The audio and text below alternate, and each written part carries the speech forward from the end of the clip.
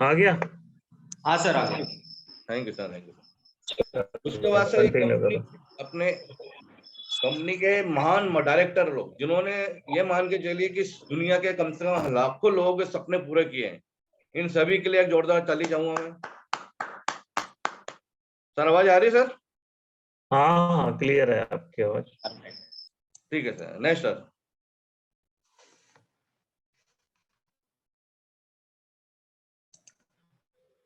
और सर यदि आप तरक्की की बात करते हैं तो हमारे जो सपोर्ट करने वाले जो सबसे ज्यादा है, हमारे जो रेड क्लब लीडर सुमन मैडम है और हमारे डायमंड लीडर जो है रुपेश साहू सर है, इनके लिए भी क्षमा एक जोरदार ताली हो जाए सर। Next sir.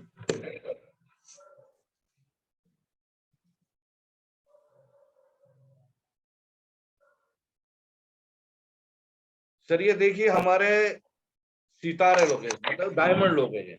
जब हम छोटे बच्चा था तो गर्मी के मौसम में हम क्या बाहर सोते थे, तो छत पे आसमान में देखते थे तो कुछ दिखाई देते थे, तारे बहुत सारे दिखाई देते थे, लेकिन कुछ तारे ऐसे थे जो कंटिन्यू मतलब एक की लाइन में लगे रहते थे। हम मम्मी से पूछते थे कि मम्मी ये क्या है, तो बोलते हैं उड़न खटोला है, आप इनसे जो विश मानोगे वो पूरी हो जाएगी। तो ये हमारे जो डायमंड है पूरे लीडर हैं, ये हमारे लिए उड़न खटोला की तरह है कि हम इनसे जो भी विश मांगते हैं, जो भी सहयोग मांगते हैं, ये हमको पूरा करके देते हैं, पूरा सहयोग हमारे साथ करते हैं। इन पांचों महान लीडरों के लिए एक जोरदार ताली हो जाती है। बढ़िया टाइम। Next sir.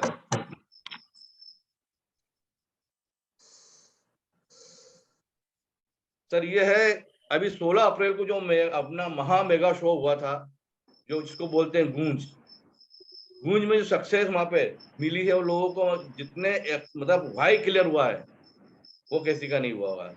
मुझे आज भी पता है मुझे कि डीएन शर्मा सर ने मुझे वहां पे स्टेज पे एक शब्द कहे थे कि यहाँ लोग अपनी भूख मिटाए हैं आए हैं। कुछ लोग अपने पेट की भूख मिटाने के लिए लाइन में लगे हैं और कुछ लोग अपने दिमाग की भूख मिटाने के लिए इस हॉल में मौजूद है और हर एक चीज को गंभीरता से सुन रहे हैं और समझ रहे हैं। सही है, मैंने बिल्कुल सही बोला सर ने कि उस दिन मैं उस परमात्मा का परमेश्वर का धन्यवाद करता कि उस दिन मेरा वहां उस दिन फास्ट था, और फास्ट होने की वजह से मुझे ध्यान ही नहीं रहा कि मुझे भूख लगी है, प्यास लगी है, कुछ नहीं लगी। पूरा समय में हॉल के अंदर रहा और मैंने हर एक चीज को बारीकी से देखा, सुना और मजा आया। मतलब मुझे यही नहीं पता लगा कि सुबह से शाम और रात कब हो गई। हम तो ये सोचते रहे कि अब कहने का मतलब हमारे जो लीडर का सुनने का मौका मिला, सुनने का और मिलने का, लेकिन क्या है कि समय के अभाव के कारण सभी को सुनने का मौका नहीं मिल पाया।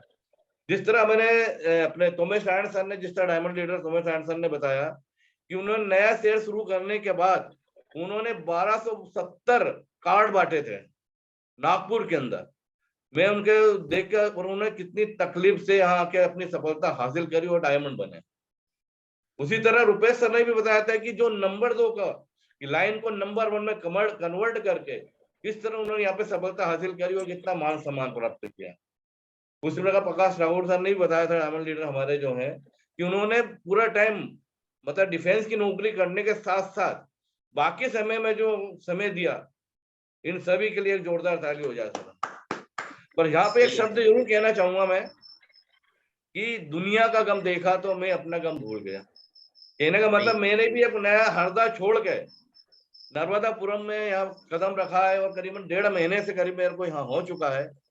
तो मैं ये सोचता था कि मैं डेली हर जगह घूमता था कि भाई किसी से मिलना है, कैसे मिलना है, क्योंकि नया समय यहाँ पे पूरी कोल्ड लिस्ट थी। अब कोल्ड लिस्ट में काम करना काफी तकलीफ में होता है। फिर भी मैं इसमें गया, लोगों को जाके इन्विटेशन देता रहा, 35-40 लोगों को इन्वाइट करके आता था। जलते चलते यहाँ तक कि यदि घड़ी खराब हो गई, जबरदस्ती घड़ी खराब करता, घड़ी वाले पास जाता, भाई घड़ी ठीक कर दो, वहां जाके उसको इन्विटेशन दे के आता, बातचीत करके उसको दे के आ जाता, सब्जी वालों को देख के आ जाता। यहाँ तक कि मैंने घर के पर्दे यहाँ से खरीद लिए ताकि उसको इन्वाइट कर सकूं मैं। कहना बस जैसे भी उन्हें मिला, सब्जी वाले को गया उसके पास होके गया, किराने वाले पास किराना लिया उससे मिल गया, कुछ लोगों से दोस्ती यारी करी, बातचीत करते करते उसके पास गया। कहना मतलब लोहे वाले पास गया तो कुछ काम पड़ा तो उससे इन्वाइट करके आ गया। पेट्रोल भराने जाता था तो पेट्रोल वाले से पूरा दिन ऐसे ही घूमता रहता था और लोगों को इन्वाइट करता रहता था। कहीं ना कहीं मुझे यह लग रहा था कि आज नहीं तो कल कुछ ना कुछ कोई ना कोई एक बंदा जरूर मिलेगा जिसकी लाइन पे लग के, लिस्ट पे लग के मैं आगे बढ़ सकूं और आगे निकल सकूं। बहुत बढ़िया। मैंने सब देखा कि सर की मेरी तकलीफ तो कुछ भी नहीं सर के मुकाबले, जो उन्होंने 1270 कार्ड बांटे, मेरे पास तो अभी 35-40 हफ्ते के बट रहे हैं, तो ज्यादा कुछ नहीं है।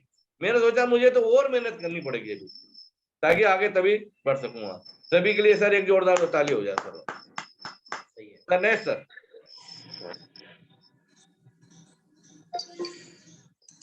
उसके बाद देख रहे हैं सर, यहाँ पे बीएसएस के साथ बिल्कुल टफ योद्धा लीडर है। कहते हैं कि ये हमारे जो ये ऊपर वाले जो इंद्रदेव है, इंद्रदेव के साथ साथ में ये पूरी उनकी टीम है। कोई अग्नि देवता है, कोई वायु देवता है, तो इन सबकी एक अलग अलग खूबी है। अब हर खूबी इंसान के अंदर यदि कुछ भी अपने आप में ले लिया जाए तो उसकी अलग ही बात होती है। इन सभी तमाम लीडरों के लिए, सभी जितने रेड कर्नल लीडर हैं, सभी को यहाँ से मैं नमन करता हूँ और सभी के लिए एक जोरदार ताली की उम्मीद चाहता हूँ। जोरदार ताली के द्वारा भेजा जाए। नेक्स्ट सर, यदि मैं अपनी सफलता की बात करूं तो भाई अकेली सफलता तो नहीं प्राप्त कर सकता था, लेकिन मेरे सीनियर और सिस्टम के सहयोग की बदौलत यहाँ से मैंने 3 बार एलडी प्रोग्राम किया है। एक मोबाइल फोन सिस्टम के द्वारा मुझे यहाँ से मिला है। गोवा विद फैमिली मैंने यहाँ से क्वालिफाइड हुआ हूँ। यहाँ से मुझे एक रॉयल इनफील्ड मिली है 2,70,000 रुपए की। साथ साथ 2 बार मैंने यहाँ काना किसली बूट कैंप किया हूँ, और अभी फिलहाल मैं 3 तारीख को मैं विद फैमिली के साथ नैनीताल क्वालिफाइड भी हुआ हूँ। मैं 3 मेगा शो मैंने यहाँ से लिए हैं, जिसके द्वारा मुझे विजन और रीजन दोनों क्लियर हुआ है। और यहाँ से यदि सफलता की बात करूँ तो मेरे सिस्टम और सीनियर के सहयोग से मैंने और मेरी टीम के एक बंदे को यहाँ से थाईलैंड के लिए भी क्वालिफाइड किया हूँ। ये सब मुझे सिस्टम और सीनियर के द्वारा प्राप्त हुआ है सर। Next sir. संदर। देखिए सर, ये मैडम यह है कि ये मेरा थाईलैंड का है, जहां मुझे थाईलैंड मिला था। नेक्स्ट सर आगे। नेक्स्ट सर, ये मेरे से रॉयल इनफील्ड मिली थी और यहाँ से गोवा टूर अचीव करा था सर, ये उसकी पिक है। Next sir.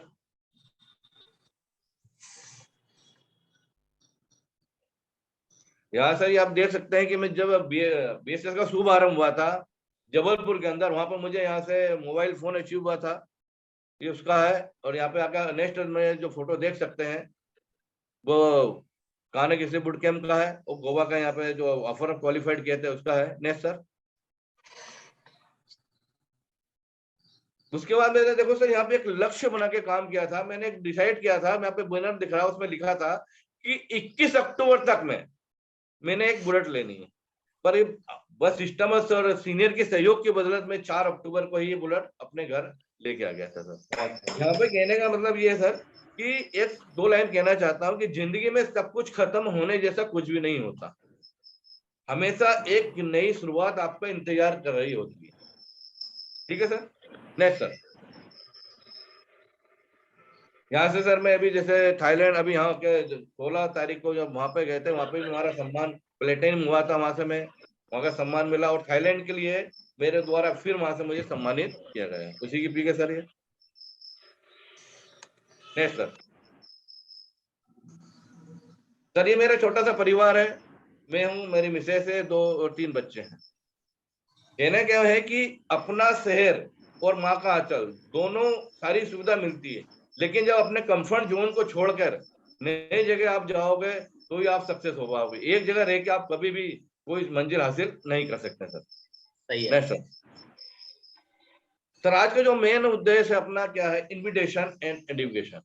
दोनों चीज महत्वपूर्ण होती है इस आज के देश में, कि भाई आप इन्विटेशन करने जा रहे हो तो आपको क्या क्या चीज रखनी चाहिए, और सीनियर का एडुकेशन हमेशा करते रहेंगे। क्योंकि सीनियर जब एडुकेशन किया जाता है तो आप ये मान के चलिए वो सारा अफोर्ड अपना पूरा लगा देता है आपको सहयोग करने के लिए। सामने वाला उसकी बात को आप गंभीरता सुनता भी है, तब उसको एडुकेशन देते हैं कि इन्होंने कम समय में इतनी उपलब्धि हासिल करी है, सब चीज बताते हैं। सामने वाला उतनी ज्यादा उसको रिस्पेक्ट भी देता है।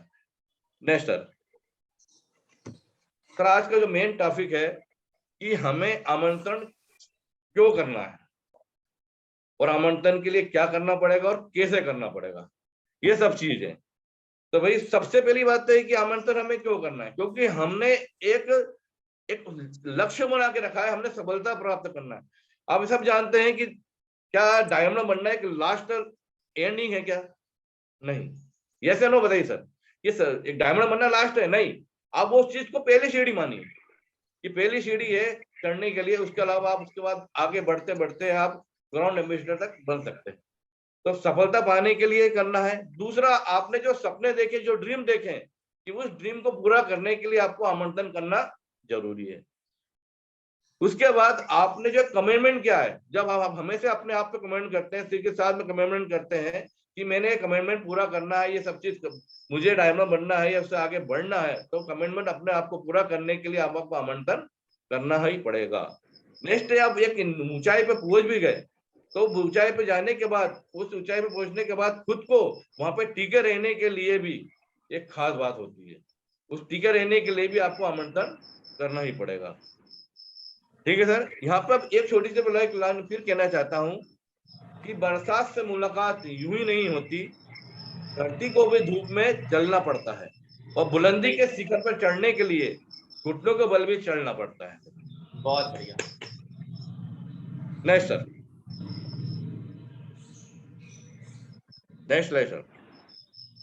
सर मैं जैसे यहाँ बताता हूँ कि अब मैं आर्मी में था, तो आर्मी के हिसाब से आपको कुछ बताना चाह रहा हूँ कि परफेक्ट ट्रेनिंग के मिलने के बाद आदमी कैसे सोल्जर बनता है। जैसे सब जानते हैं कि स्टार्टिंग में जब आदमी जब भर्ती होने का टाइम आता है, तो मैं अपनी बात करता हूँ कि जब मैं भर्ती होने गया था, तो उस समय करीबन 1500 लोगों को एक साथ दौड़ाया था। पर हमने उससे पहले उसकी प्रैक्टिस कर रखी थी, दौड़ने भागने की, 9 फीट डिश की कर रखी थी, और मेडिकल की और पढ़ाई लिखाई सब कुछ कर रखी थी कि हमने परफेक्ट उसका अपने आप को पहले उसके लिए तैयार कर रहा था कि हमें आर्मी में जाना है, तो उसकी तैयारी पहले से कर रखी थी। तो हमने क्या, जैसे वहां पे गए, 1500 लोग मतलब 1500 लोग एक साथ दौड़े थे। दौड़ने के बाद जब वहां पे दौड़ने की बारी आई, तो उसमें से मात्र 300 लोग ही सिलेक्ट हुए थे दौड़ने में। ये अपने छन्ना बोलते हैं, छन्ना, कि इसके अंदर छन्ने में सब कैसे कैसे निकलते रहते हैं। तब कुछ लोग दौड़ में सिलेक्ट हो गए, होने के बाद कुछ लोग क्या है 9 फीट डिश में रह गए, तो वहां पे जाके फिर छन्ना लगा, फिर देखा उसमें तो 300 में से कुछ कम और फिर हो गए। फिर जाके 9 फीट डिश के बाद में देखा पुशअप पे, पुशअप में गए तो पुशअप में देखा तो कुछ लोगों से 9 पुशअप 16 पुशअप लगानी रहती है, पर 3 या 4 से ज्यादा लगा नहीं पाए, क्योंकि उन्होंने प्रैक्टिस नहीं करी थी और कोई मेहनत नहीं करी थी। तो कुछ लोग उसमें से निकल गए, कुछ लोग क्या मेडिकल में निकल गए, कुछ लोग ने मेडिकल के अंदर निकल गए, तब जाके, और कुछ लोग जाके फिर रिटर्न टेस्ट में निकल गए। पहुंचते पहुंचते जो 1500 लोग दौड़े थे, 300 उसमें सिलेक्ट हुए। जब छन्ना लगते लगते लगते देखा गया, तो लास्ट में मात्र देखा जाए तो 125 लोग ही सिलेक्ट हो पाए। अब 125 लोग सिलेक्ट तो हो गए, पर क्या मान लो कि वो हथियार देके युद्ध पर ले जाने के लिए तैयार हो गए क्या? नहीं, वो सिर्फ प्रोसीजर के लिए हुए हैं। तो जैसे ही है कि जो हमारा ये लेवल है, ब्रांच लेवल हो गया, उसके बाद सिल्वर हो गया, गोल्ड हो गया, ये सब लेवल एक पहले की प्रोसीजर है, ये मान के चलिए। और बनने के बाद जब आप ट्रेनिंग में आप सिलेक्ट हो जाते हैं, उसके बाद से फिर आर्मी की एक अलग से ट्रेनिंग शुरुआत होती है। फिर आपको कंटिन्यू आपके रनिंग वगैरह कराई जाती है, फिर आपको फिजिकल फिटनेस के साथ साथ में फिर आपकी ड्रिल, आपके रहने का, बोलने का, सबका तरीका सिखाया जाता है। साथ साथ आपको हर एक वेपन की छोटी से छोटी बारीका को सिखाया जाता है कि आप छोटी छोटी आप उससे सीखो और जानो, तब जाके एक सोल्जर बनता है, तब जाके वो जवान कहलाता है। जवान मतलब एक, अब उसके बाद यदि आप देखा जाए कि आप जब तक ट्रेनिंग के वहां स्टार्टिंग होने के बाद आप रेड क्लब में पहुंच के उसको एंगल में लीजिए, उसके बाद से बारीकी से छोटी छोटी चीज को आप एक बड़े होते होते यहाँ पे बनते हैं एक डायमंड बनना और यहाँ पे सोल्जर बनना, दोनों एक जैसा है। क्योंकि यहाँ पे अब एक सोल्जर को देखी जाए, तो यहाँ से आपको सोल्जर को यहाँ बनने के बाद ना इसको धूप लगती है, ना गर्मी लगती है, ना बारिश का असर होता है, ना ठंड लगती है, ना इसको किसी चीज का, क्योंकि आर्मी में यही सिखाया जाता है किसी भी चीज के लिए यस बोलना, नो तो कॉलम है ही नहीं। बहुत बढ़िया। अंग्रेजी में है ही नहीं नो का, बोले यस सर, बोले यस सर, बस निकल पड़ो, उड़ने वाला कूद जाओ, बस कूद गए। क्योंकि हमें पता है कि हमारा सीनियर हमारे साथ है, तो हमारे साथ कभी भी गलत नहीं होने देगा। तो यही चीज आपको मानना है बिजनेस के अंदर कि यदि आपका सीनियर जो बोलता है, जैसा बोलता है वैसा आप करते रहिए, 100 से 100% आपको कभी घूमने नहीं देगा और आपको तार के निकाल लेके जाएगा। यहाँ पे मैं फिर एक बात कहना चाहता हूँ कि आपकी हार और जीत आपकी सोच पर निर्भर करती है। मान लोगे तो आप हारी होगी, और ठान लोगे तो आपकी हमेशा जीत ही होगी। ये आपको सही है। बढ़िया। बहुत सही। नेक्स्ट सर,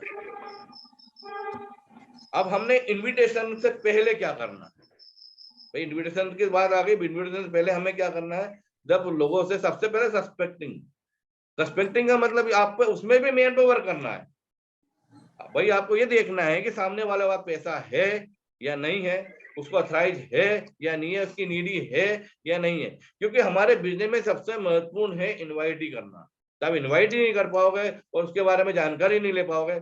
हम क्या करते हैं कि जल्दबाजी में जाते हैं, जाने के बाद बिल्कुल मैगजीन लगाई और दर दर दर के पूरा फायर मुंह खाने में सब चीज बोल देते हैं कि भाई आपको यहाँ पे हमारे प्रोग्राम होने वाला है, आपको प्रोग्राम में आना है। तो उसमें क्या होता है कि सामने वाला को समाज में आधा आता ही नहीं, उसका माइंड कहीं और सेट रहता है। वो आपका कार्ड भी लेके गए, देखेगा भी नहीं और उठा के रख देगा साइड में और आएगा भी नहीं। ऐसा करने से आपको क्या नुकसान आप ही का होना है। इसलिए आप सबसे पहले इसकी सस्पेक्टिंग करें, ऐसा। उसके बाद में उसको करना है उसकी प्रोस्पेक्टिंग। उसके बाद यदि आपने फोन पे भी पूछते हैं भाई आपके क्या हाल चाल है, बाकायदा उससे पूछो, उसकी फैमिली के बारे में पूछो।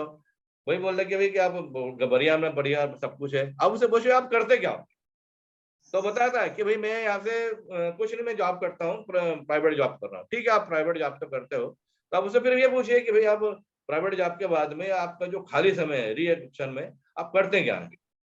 बोले मैं सुबह से 5 बजे जाता हूँ, जॉब करता हूँ और 5 से लेके जो 12 बजे का समय रहता है बस अपने आया, थोड़ा दोस्तों के साथ घुमा फिरा, टीवी देखी, खाया पिया, सो गया। बोला अच्छी बात है। जब खाली समय बोला आप संडे के दिन क्या करते हो, बाकी संडे के दिन पे, तो वो बताएगा कि संडे के दिन बाकी संडे के दिन आराम करता हूँ। अब जब उसने बोल दिया कि आराम करता हूँ तो आप सोच लेना अब तो फंस जाइए, इसको तो अब किसी भी तरह क्ले नहीं पड़ेगा। तो आप उसको बोला ठीक भाई बताइए कि आप इस संडे आप क्या कर रहे हो, तो पक्का बोलेगा कि भाई संडे में फ्री हूँ। तो बोले भाई ठीक है भाई साहब, यदि आप फ्री हो तो आप हमको मैं एक बताते हैं, आपको एक गोल्डन मौका देना चाहते हैं। बोले कैसे, बोले आप पैसे कमाना चाहते हैं, बोले बिल्कुल। आप उसको फिर बताइए कि भाई पैसे के है, गोल्डन मौका देना चाहते हैं आपको, इस पे इतने समय पे इतने बजे करीब यहाँ पे आना है। मतलब कहना कि प्रोस्पेक्टिंग को खोजना और जल्दी से बता दो योजना, ये हमेशा अपने दिमाग में होना चाहिए। और रही बात जब उसको होने की ऐसा बातचीत होगी फोन पे, तब उससे फिर कॉन्टेक्टिंग करना है। कॉन्टेक्टिंग मतलब उसको बोलो कि उससे समय लो कि भाई साहब आप है तो अब मैं आपसे मिलने कब आऊँ। आप सवाल ही आप जवाब खुद को ही करना है। और बोला सुबह हूँ या शाम को हूँ, खुद ही पूछना। ये भी पूछना है कि सुबह का बोलता है तो 10 बजे हूँ या 11 बजे, शाम का बोलता है 4 बजे या 5 बजे। सवाल खुद के रहते हैं, आंसर भी खुद ही का रहना चाहिए। Next sir. सर एक चीज मैं यहाँ पे फिर बताना चाह रहा हूँ कि फिर भी लोग यहाँ पे कुछ ना कुछ गलतियां करते रहते हैं, फिर भी लोग नहीं आ पाते हैं। तो उनके लिए एक बात है कि आप अपनी गलतियों से कुछ सीखते हैं तो गलती आपकी सीढ़ियां हैं, यदि नहीं सीखते हैं तो गलतियां सागर है। निर्णय आपका है कि चढ़ना है या आपको डूबना है। ये बात बिल्कुल 100% सही है। आपके ऊपर डिपेंड करता है कि आपको सीढ़ी से चढ़ना है या आपको डूबना है। बहुत बढ़िया। अब आते हैं सर इनविटेशन। इनविटेशन में सबसे इंपॉर्टेंट चीज क्या होती है।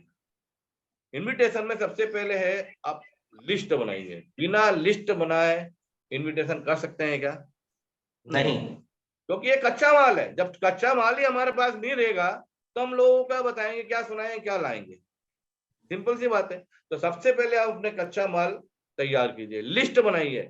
और लिस्ट बना, चलो लिस्ट बन गई तो लिस्ट बनाने से भी क्या आप आपका सफलता हासिल सकते टाइम में बन जाएंगे? नहीं, लिस्ट बनाने से भी काम नहीं चलेगा भाई। बात बोलिए भाई, उस पर आपको काम भी करना पड़ेगा। इन्विटेशन बनाना और करने में बहुत, कहने और करने में बहुत अंतर होता है, इसलिए आपको उस पर काम भी करना है। यदि आप सोचो कि यदि आपने लिस्ट बना ली, यदि अपने लोगों को आप इनवाइट नहीं करेंगे तो याद रखिए कि कल कोई दूसरा आदमी आपके बंदे को इनवाइट करके लेकर चला जाएगा, आप वैसी की वैसी रह जाएंगे। इसलिए सबसे पहले लिस्ट बनाइए और लोगों को ज्यादा से ज्यादा लोगों को इन्वाइट करते रहिए। कई बार क्या होता है, कई लोग संपर्क तो करने में कठिनाई महसूस करते हैं कि भाई उन लोगों से समय कैसे लें, उन लोगों की बातचीत शुरुआत कैसे करें, कि हम उनसे लोगों से कैसे मिले, अनजान लोगों से कैसे लोगों से बात करें, कि भाई किसी को बुलाना है तो हम पहल किस तरह करें। तो उसमें भी आप क्या है कि सबसे पहले अपने सीनियर को साथ लेके जाइए, कभी अपने आपको अकेला महसूस ना करिए।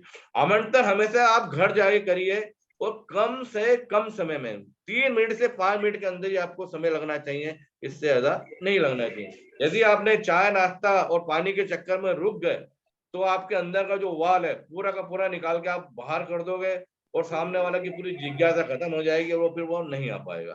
इसलिए आप कम समय में उसको ये बताओ कि मैं बहुत ज्यादा बिजी हूं और मैं ज्यादा समय नहीं दे सकता हूँ। तो ये हमेशा रखिए। और साथ साथ हमेशा कार्ड के माध्यम से जाइए। आप खुद सोचिए कि यदि कोई आपको इनवाइट कर देगा किसी भी चीज के लिए, बिना कार्ड को इनवाइट करेगा, तो आप क्या जाओगे क्या? यस या नो बोलो। नहीं जाओगे तो आप मानो कि वो सामने वाला क्यों आएगा। इसलिए हमेशा सही है। कार्ड के माध्यम से भी इनवाइट करना चाहिए। और नेक्स्ट बात क्या है कि आप उसको ये बार बार ये मत देता हो कि भाई आपको बार बार कि आपको आना पड़ेगा। जरूरी नहीं, आपको एक बार बोलो और उसको महसूस कराओ कि भाई आपको आना इंपॉर्टेंट है। उसको बोलो कि भाई जो जरूरी है। और एक चीज और भी है कि यदि आपने अपने वेन्यू में ज्यादा लोगों को इन्वाइट करना है तो इसका रेशो आप सभी जानते हैं कि 25 लोगों को आप इन्वाइट करते हैं, जिसमें से कितने लोग आते हैं? 10 लोग आते हैं। यदि आप उसमें ज्यादा लोगों को बिठाना है तो आपको क्या करना पड़ेगा? ज्यादा लोगों को इनविटेशन करना पड़ेगा। तो 4 गुना बिठाना है तो 4 गुना ज्यादा लोगों को आपको इनविटेशन देना पड़ेगा। Next sir. यदि दोस्तों यदि आपसे इनविटेशन नहीं बन रहा है तो अपने अपलाइन को साथ लेके जाइए, इनविटेशन करिए। वो आपको बताएगा किस तरह इनविटेशन किया जाता है। आप धीरे धीरे उसके साथ में रहकर सीख जाएंगे। हमेशा आपको जोड़ी बनाकर ही काम करना चाहिए कि जोड़ी बनाए काम करेंगे तो दूसरे को पता लगता है एक दूसरे के साथ में कि भाई किस तरह काम होता है। और अब होते और दूसरी बात, नेक्स्ट बात क्या है कि अपने प्रोस्पेक्ट के अंदर जिज्ञासा उत्पन्न करिए। वो समाप्त करने के लिए आपके पास 100 से 100% वो आपके वेन्यू में जरूर आएगा, लेकिन उसमें आप जिज्ञासा उत्पन्न करके छोड़िए। साथ में क्या, पति पत्नी को साथ में इन्वाइट करिए, कभी सिंगल में इन्वाइट नहीं कीजिए, क्योंकि दोनों का डिसीजन एक साथ हो जाता है। और संडे के दिन पक्का उसको रिमाइंडर कॉल जरूर करिए। यहाँ पे मैं एक लाइन फिर कहना चाहता हूं कि उदय किसी का अचानक नहीं होता, सूर्य भी धीरे धीरे निकलता है और उठता है। धैर्य और तपस्या जिसमें है वही संसार को प्रकाशित कर सकता है, अन्यथा कोई नहीं। Next sir.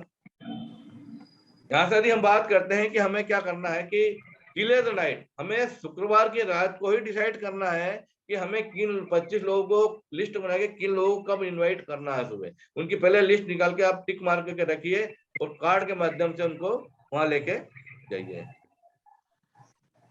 Next sir. यदि हम बात करते हैं कि आमंत्रण देने के तरीका का सफलता के विश्लेषण रिपोर्ट के हिसाब से चलते हैं, तो बोला है कि यदि आपने ग्रुप में इनवाइट किया है तो मात्र 2% लोग ही आपको आएंगे, क्योंकि सबको आप एक साथ ग्रुप में इनवाइट भी नहीं करना है। आप रास्ते चलते हैं, कहीं मिला, बाइक से जा रहे हैं, सामने वाला बाइक से मिल गया, अरे बोले भाई भाई और क्या हाल चाल है, बोले ठीक है, ले यार कल एक प्रोग्राम में चला जाना।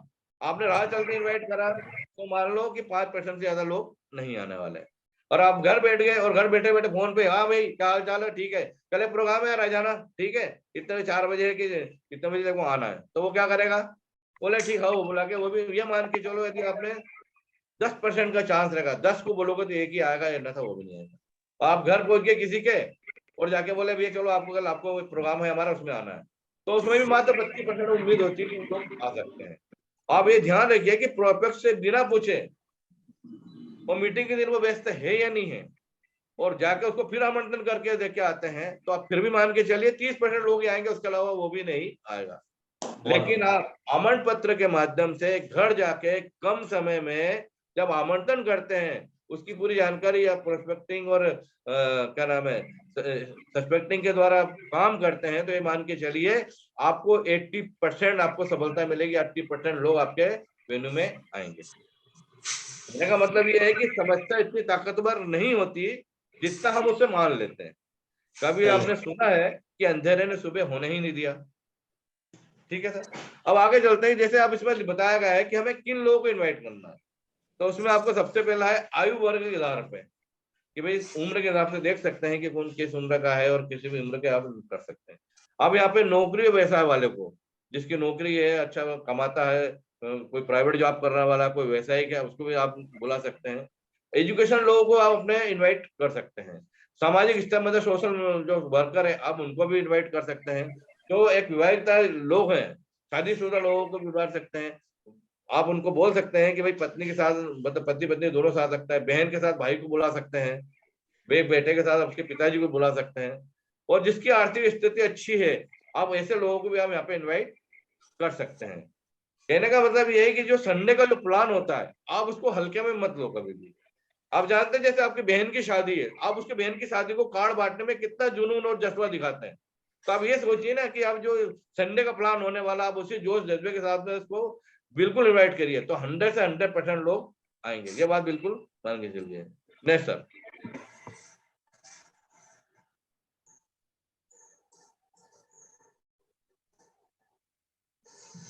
अब हमें आमंत्रण करते समय क्या करना है क्या नहीं करना है, तो सबसे पहली बात है कि अपनी बात को तुरंत कह दीजिए, ज्यादा समय ना लगाइए और ज्यादा उसको समय न दीजिए, फटाफट कीजिए। उसको ये बताइए कि मैं बहुत व्यस्त हूँ, मैं आपको ज्यादा समय नहीं दे पाता हूँ, मेरे बहुत सारे काम है, मुझे वहाँ काम करना है, और इतना बोल के जाइए। आप उत्साह रखिए, आपके अंदर इतना एक्साइटमेंट होना चाहिए कि आप कुछ देने जा रहे हो, और देने वाला हमेशा बड़ा होता है, ये बात ध्यान रखिए। सही है, सही है। और उन्हें ये बताइए कि आप बिजनेस को आगे बढ़ा रहे हैं, ये भी बता के आइए कि हमारा जो बिजनेस चल रहा है हम उसको आगे बढ़ा के इसको आगे तक ले जाएंगे, और हम आपको आपके साथ भी इस तरह का सहयोग करके हम आपको भी आगे लेके जाएंगे। सवाल का जवाब सवाल से ही पूछ कर दीजिए, मतलब सवाल का जवाब सवाल ही होना चाहिए, अन्यथा नहीं होना चाहिए। पति पत्नी को दोनों को आमंत्रित एक साथ करिए, ताकि आप वहां पे ये ना बोल सके कि भाई मैं पत्नी से पूछ के बताता हूँ, या बोल दे कि मैं पत्नी से पूछ के बताता हूँ। दोनों आएंगे भाई, फटाफट डिसीजन, दोनों साथ हो, अभी आप डिसीजन लीजिए और चलिए। सही। और उससे ये कहिए कि भाई आपके साथ कोई जबरदस्ती नहीं कर रहे हैं, केवल मात्र जानकारी के लिए आपको वहां पे आना है, आपकी इच्छा है क्या करना है क्या नहीं करना है। कहने का मतलब रोना बंद करो, अपनी तकलीफों में खुद से लड़ना सीखो, क्योंकि साथ देने वाले समतान तक ही जाते हैं, उसके बाद आगे तक नहीं जाते हैं, ये बात आप मान के चलिए। Next sir. बहुत बढ़िया। नेक्स्ट सर, मैं एक चीज बताना चाहता हूं कि ये पॉइजन वर्ड है, कभी भी इन्हीं का इस्तेमाल आपको कभी नहीं करना चाहिए। कहने का मतलब है, आप किसी को ये जैसे किसी को इनवाइट करने आते बोले कंपनी कंपनी शब्द का प्रयोग कभी ना करें, ठीक है सर। उसके बाद ये जोड़ना है, इनको लगाना, दो जोड़ोगे तो ये मिलेगा करेगा, वो जोड़ना शब्द भी आपको बिल्कुल भी नहीं बताना है। ये नेटवर्कर मार्केटिंग है, ये शब्द का भी प्रयोग नहीं करना है। साथ साथ इन्वेस्टमेंट, ये इन्वेस्टमेंट वाला काम है ही नहीं, इन्वेस्ट वाला काम नहीं है। सामान बेचना, ये भी नहीं बोलना है। ये मल्टी लेवल मार्केटिंग है, ये शब्द, ये सब जहर के समान है। यदि आपने ये शब्द कह दिए तो ये मान के चलिए कि सामने वाला, क्योंकि कंपनी का नाम सुनते ही आगे के तो होश उड़ जाते हैं, वो बोलते कंपनी, बोलते भाग जाती है, खा जाती है, पी जाती है, लूट गए, बर्बाद हो गए, उन्होंने पता नहीं कहा गए, आपको खुद को बताना शुरू कर देंगे, और आपको इतना निगेटिव खुद रहेंगे, आपको बोलेंगे आप बढ़ जाओ, आप ये मत करो। तो ये सब चीज बोलना ही नहीं है, कि जब तक वो आपके वेन्यू में नहीं आएगा, जब तक उसको समझ में नहीं आएगा, वो अपने अपनी धारणा मन में कुछ भी बनाता रहता है। तो ये इसलिए उसकी धारणा ना बने, इसलिए उनको शब्द का प्रयोग ना करें। Next sir.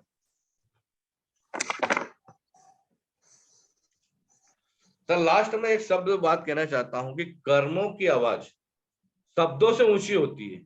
यह आवश्यकता नहीं है कि हर लड़ाई जीत ही जाए, स्वाभाविक है कि हर लड़ाई जीती ही जाए, आवश्यकता तो यह है कि हर हाथ से आप कुछ सीख जाए। तब तक कमाओ जब तक महंगी चीज सस्ती लगने ना लगे, चाहे वह सामान हो चाहे वह सम्मान हो। बस अपना कर्म करते रहो और फल की इच्छा ना करो, आप बिल्कुल लगते रहो, सीनियर और सहयोग का, सीनियर का सिस्टम का सहयोग लेते रहो और आगे बढ़ते रहो। नेक्स्ट सर, बताने को तो बहुत कुछ था, लेकिन आज में जो शब्द बोले गए हैं ये सीनियर और सहयोग की मदद के द्वारा ही मिले हैं। जो बात आपको अच्छी लगी हो उसको बिल्कुल नोट कर लीजिएगा, और जो बात बुरी लगी हो तो सोचना कि वो सीनियर नहीं, वो मेरे द्वारा कही गई है, उसको मेरी गलती समझ के माफ कर दीजिएगा। इतने बोल के हम अपनी वाणी को बस विराम देता हूँ सर। धन्यवाद सर।